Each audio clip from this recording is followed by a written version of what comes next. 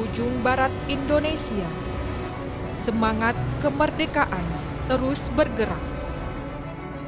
Setiap perjalanan bukan sekedar berpindah tempat. Di baliknya ada harapan, kerja keras, dan pengabdian untuk menghubungkan masyarakat Aceh.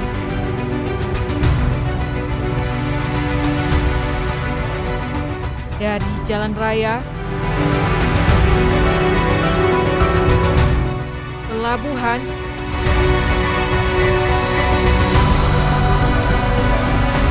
hingga bandara.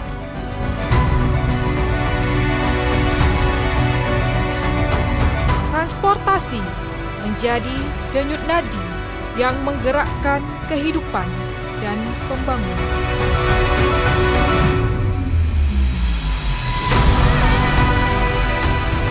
Di usia ke-81 Republik Indonesia, mari terus melaju dengan aman, tertib, dan bersatu.